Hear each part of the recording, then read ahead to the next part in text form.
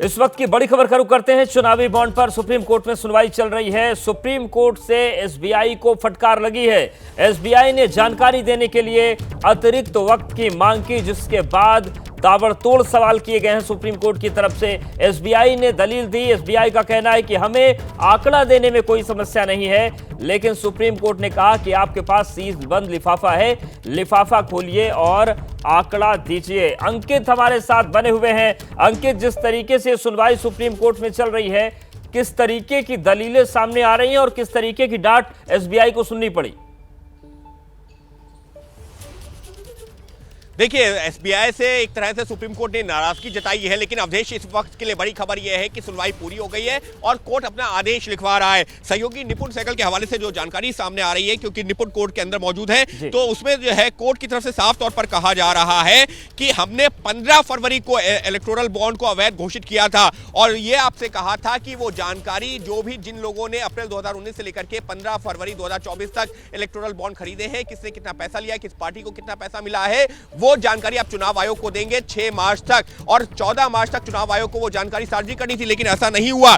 Supreme court की टिप्पणी है अपने आदेश में कि हमने एसबीआई को निर्देश दिया था कि वो 6 मार्च तक दानदाता की तरफ से बॉन्ड की खरीद और राजनीतिक पार्टी की तरफ से उसे कैश कराने की पूरी जानकारी चुनाव आयोग को दे। चुनाव आयोग को यह आंकड़ा 13 मार्च तक अपनी वेबसाइट पर अपलोड करना था। सुप्रीम कोर्ट का आदेश में एक और अहम टिप्पणी है कि एसबीआई ने समय सीमा खत्म होने के से 2 दिन पहले अतिरिक्त समय देने की मांग कर दी, जबकि जो इस मामले में याचिका करता है एसोसिएशन फॉर डेमोक्रेटिक रिफॉर्म्स यानी एडीआर, उसने एसबीआई की इस मांग का विरोध किया है। लेकिन इससे पहले क्या हुआ है, अभी आदेश लिखवाया जा रहा है। सुप्रीम कोर्ट ने साफ तौर पर एसबीआई के वकील से कहा कि हमने 15 फरवरी को आदेश दिया था, आपसे ये नहीं कहा था कि आप उसको व्यवस्थित तौर पर रखिए। आपके पास जो जानकारी थी, यानी कि कितने बॉन्ड्स बेचे गए, किसने खरीदे और किस राजनीतिक पार्टी को मिले, कितना पैसा इनकैश हुआ, किसके खाते में गए, वो जानकारी आपको चुनाव आयोग को देनी थी। हालांकि एसबीआई के वकील ये कह रहे थे कि हम उसको थोड़ा व्यवस्थित कर रहे थे, यानी कि एक पूरा चार्ट बना रहे थे कि कब इलेक्टोरल बॉन्ड बेचा गया,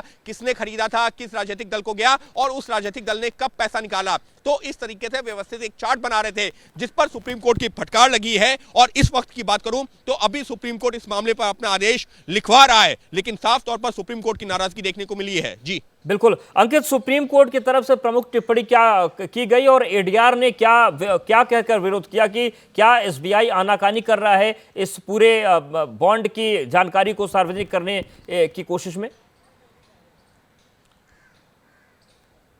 जी बिल्कुल, देखिए एडीआर जो कि इस मामले में जो मुख्य याचिका करता था, उसने यही कहा है कि इस मामले में तो कंटेम्प्ट ऑफ कोर्ट यानी कि कोर्ट की अवमानना का मामला बनता है, क्योंकि कोर्ट का जो आदेश था उसको कंप्लाई नहीं किया गया है एसबीआई के द्वारा। इस सबके बीच में सुप्रीम कोर्ट की एक अहम टिप्पणी, काफी महत्वपूर्ण टिप्पणी सामने आई है, वो आपको बता देता हूं। सहयोगी निपुण सहगल के हवाले से ये जो जानकारी निकल के सामने आई है, सुप्रीम कोर्ट ने तो यहां तक कह दिया है कि देखिए, आपने चुनाव आयोग को जो भी जानकारी दी है, हम चुनाव आयोग से कहते हैं कि वो अभी उसको सार्वजनिक कर दे, यानी और कोर्ट के सामने जो जानकारी आई है हम उसको अभी सार्वजनिक कर देते हैं। यानी कोर्ट ने तो यहां तक कह दिया कि अब तक जो जानकारी आई है हम वो सार्वजनिक कर देते हैं। लेकिन एसबीआई के वकील ने उस पर जो है कोर्ट को रोका, कोर्ट से ये कहा कि अभी आप रुक जाइए, क्योंकि ऐसा ना हो कि ये जो जानकारी दी गई है इसमें अगर कहीं से जो कोई भी तकनीकी तौर पर दिक्कत आती है या फिर डेटा सही नहीं होता है, तो जो इस मामले में क्रेता है, यानी कि जिसने इलेक्टोरल बॉन्ड खरीदे थे और राजनीतिक दलों को चंदा दिया था, वो एसबीआई के ऊपर मानहानि का मुकदमा भी कर सकता है, क्योंकि वो जानकारी अगर गलत हो जाती है तो यहां पर फूंक फूंक कर कदम रखने की जरूरत है, वो आंकड़े का मिलान करना जरूरी है। इस सबके बीच में मुख्य न्यायाधीश की एक टिप्पणी सामने आई है, जो आदेश लिखवा रहे हैं। हमने एसबीआई की तरफ से पेश वरिष्ठ वकील हरीश साल्वे को सुन लिया है। उन्होंने बताया है कि 2 अलग अलग जगहों पर आंकड़ों को रखा गया था, क्योंकि एसबीआई के अलग अलग ब्रांचेस से ये इलेक्टोरल बॉन्ड खरीदे जा रहे थे और इनका डेटा कंपाइल हो रहा था मुंबई में, तो उसी बात का जिक्र किया है और इसी आधार पर उन्होंने वक्त की मांग की है। अलग अलग आंकड़ा देना हो तो ये 3 हफ्ते में किया जा सकता है, ये दलील दी है हरीश साल्वे ने, जो कि एसबीआई के वकील हैं। उन्होंने कहा है कि ठीक है, अगर हमको इसको डेटा को कंपाइल नहीं करना, व्यवस्थित नहीं करना है, तो 3 हफ्ते में हम ये पूरी जानकारी चुनाव आयोग को दे सकते हैं और चुनाव आयोग उसको बाद में सार्वजनिक कर सकता है।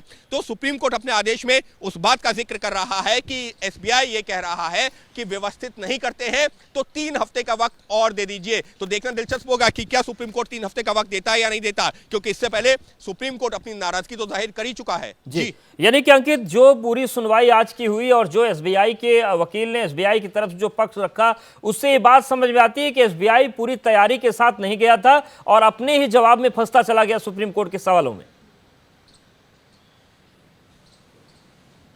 निश्चित तौर पर, और जो है सुप्रीम कोर्ट लगातार यही कह रहा है कि आखिर इसमें दिक्कत क्या है। 15 फरवरी का आदेश है, 15 फरवरी से लेकर के आज तक आपने क्या किया है। एसबीआई से इसी सवाल का जवाब बार बार पूछा जा रहा है और सुप्रीम कोर्ट जो आदेश लिखवा रहा है उसमें एसबीआई के वकील ने जो बातें कही वो तो लिख रहा है, लेकिन सुप्रीम कोर्ट का सबसे बुनियादी सवाल यही था कि 15 फरवरी से लेकर के आज 11 मार्च को जब सुनवाई हो रही है तो आपने क्या किया है। और इस मामले में व्यवस्थित डाटा करने को तो किसी ने कहा ही नहीं था। सुप्रीम कोर्ट के आदेश में भी इस बात का जिक्र नहीं था कि आप व्यवस्थित करके डाटा देंगे। हमने आपसे चार्ट बनाने को नहीं कहा था, आपसे कहा था कि जो भी जानकारी आपके पास है वो चुनाव आयोग को दे और चुनाव आयोग 14 मार्च तक उसको अपनी वेबसाइट पर अपलोड कर दे। हालांकि हरीश साल्वे जो कि वरिष्ठ वकील है एसबीआई की तरफ से, उन्होंने सुप्रीम कोर्ट के इस आदेश में एक जो है पैरा बी और पैरा सी उसका जिक्र किया। उन्होंने कहा है कि आपने दो बातें कही थी। पहली बात, इलेक्टोरल बॉन्ड के बारे में जानकारी एसबीआई को चुनाव आयोग को दे, और दूसरी चीज आपने कहा था कि किसने खरीदे हैं और किस राजनीतिक दलों को चंदा गया है उस बारे में जानकारी दे। तो ये दो अलग अलग जानकारी हैं और लिहाजा इस वजह से इसको कंपाइल किया जा रहा है जिससे कि आगे चल के कोई जो है इसमें गड़बड़ ना हो। कहीं ऐसा ना हो कि इलेक्टोरल बॉन्ड खरीदा किसी ने हो और वो नाम जो किसी और की चढ़ जाए। लिहाजा यहां पर एहतियात बरतने की जरूरत है, इस वजह से हम चार्ट बना रहे हैं। तो सुप्रीम कोर्ट ने यही कहा कि हमने तो आपसे ये कहा नहीं था। आपके पास में जब आपने प्रॉपर वेरिफिकेशन के बाद में बाकायदा आधार से और जो तमाम जो है केवाईसी होती है उसके जो है मिलान करने के बाद में जब आपने इलेक्टोरल बॉन्ड जारी किए हैं तो फिर इसमें जो है डेटा कंपाइल करने की जरूरत क्या है। यानी कि एसबीआई जो दलील दे रहा है सुप्रीम कोर्ट एक तरह से उसको खारिज कर रहा है। और एक और टिप्पणी आई है, आदेश जो लिखवाया जा रहा है मुख्य न्यायाधीश की तरफ से कहा गया है, एसबीआई ने कहा है कि बॉन्ड खरीदार राशि और बॉन्ड कैश करवाने की जानकारी को मिलान करने में समय लगने वाला काम है। यह आंकड़ा डिजिटल रूप में नहीं रखा गया था। लीजिए, एसबीआई की तरफ से यह कहा गया कि ये तो मैनुअल डाटा था। अगर डिजिटल डाटा होता तो हम इजीली कंपाइल कर सकते थे, लेकिन जब ये जो कानून लाया गया था इलेक्टोरल बॉन्ड को लेकर के तो उसमें यह कहा गया था कि जो क्रेता होगा यानी कि जो इलेक्टोरल बॉन्ड खरीदेगा उसका नाम गुप्त रखा जाएगा। लिहाजा उस डेटा को डिजिटल फॉर्म में नहीं रखा गया था, वो मैनुअल फॉर्म में है। इस वजह से उसको डेटा को जो है सामने लाने में और कंपाइल करने में दिक्कत हो रही है। तो सुप्रीम कोर्ट ने एसबीआई ने जो दलील दी थी उसको भी नोट तो जरूर कर लिया है, लेकिन सवाल यही है कि आखिर दिक्कत आ कहां रही है। जी